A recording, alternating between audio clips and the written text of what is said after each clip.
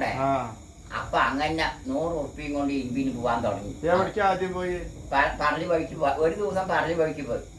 അന്ന് പോയപ്പോ എത്ര കിട്ടി? വീട്ടോട് പോയി ചോദിക്കോ? ഇത്ര കിട്ടി. അതിനിങ്ങോട്ട് ഇവിടെ വരുമ്പോഴേക്കും അമ്മ ചെറിയോടെ ചെറിയ പ്രാന്തോ. പിറ്റേ ദിവസം രാവിലെ അതിനെ എടുത്ത് പോയി. പിറ്റേ ദിവസം പോയപ്പോ നല്ലോണം ഒരു ചാക്ക് കിട്ടി. ഇരുമ്പും പ്ലാസ്റ്റിക്കും ഇരുമ്പും പ്ലാസ്റ്റിക്കും കുപ്പികളും അതൊക്കെ കിട്ടി, നല്ലോണം കിട്ടി.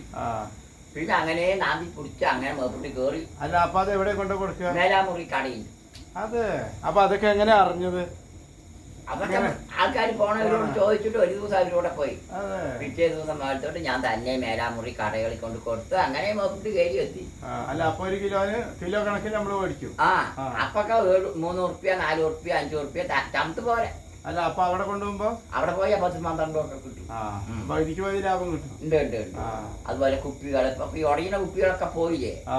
അപ്പൊ ഉടയുന്ന കുപ്പിയൊക്കെ എടുത്തായിരുന്നു. ബീർ കുപ്പി 2 ഉറുപ്പ്യ കൊടുത്ത 5 ഉറുപ്പ്യ കിട്ടും. നിങ്ങളുടെ അവിടുന്ന് 2-ന് വാങ്ങിയാൽ കൊടുത്ത 5 ഉറുപ്പ്യ. ബീറിന്റെ കുപ്പി? ബീർ കുപ്പി ഇപ്പൊ 1-ന് 1 ഉറുപ്പ്യം കൂടി ഇല്ല.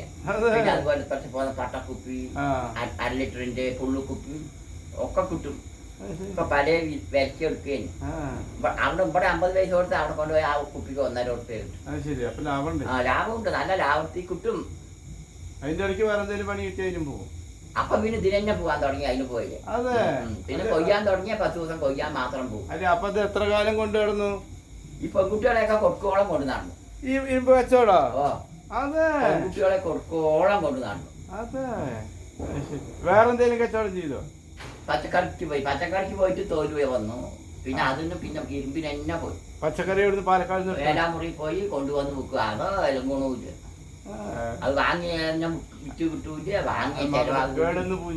1 കിലോ 2 കിലോ